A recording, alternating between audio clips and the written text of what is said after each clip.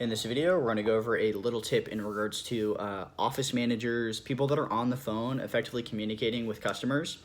Most frequently office managers, potentially technicians, I suppose, but predominantly office people that are answering the phone. And you're answering the phone, effectively your communication, some form of communication, very likely a call, where the person's calling us or emailing or messaging in some context, usually calling, and they're calling to cancel. Okay, so they're going to express, hey, I have an appointment on Tuesday and at 10 a.m. and it's gutter cleaning, but I'd like to get it canceled. So there's three things that I want you to do in this circumstance. This is going to happen on a roughly weekly basis. Okay, so be prepared to go through this process.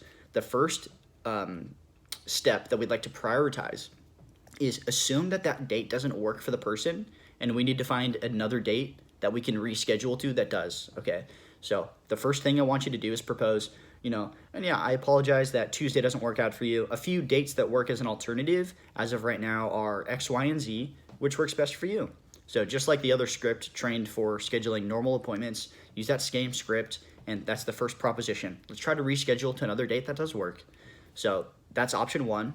That works for, half the people, I'd say. Some percentage of them, maybe they have a light circumstance, they had an emergency, they have, family gathering, they're sick, I'm not sure, the context depends. But some people have some sort of hesitancy when that's proposed because maybe none of those dates work, but, they have some situation going on. So this is circumstance number two. Let's try to tentatively schedule for some future date. We'll touch base as we get closer to confirm that works. But instead of completely canceling, this is option number two. Let's tentatively schedule for some future time. Maybe we do it a month out or 2 months out, depending on whatever their circumstances are. We're happy to honor the quote as long as it's within 30 days or 45 days or some reasonable expectation, not like months out. But try to tentatively reschedule. We'll follow up and we'll confirm as we get closer.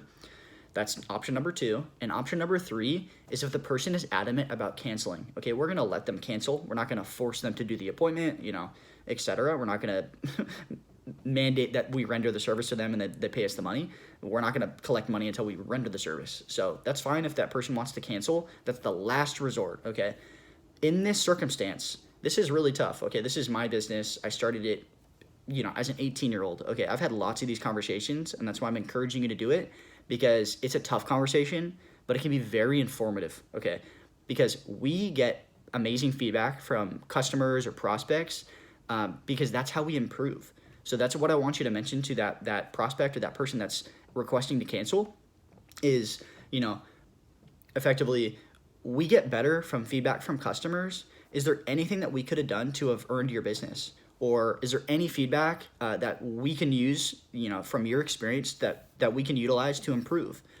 Make it constructive, make the question constructive so that we can get advice from them real time and we can apply it. Oftentimes the person's going to mention like price, or they want to get it done soon, or they had their family member do it, or whatever it is. Usually it's a legitimate explanation, or they're all acceptable at the end of the day. The person wants to cancel. We just want feedback as to how we can improve and something that's actionable.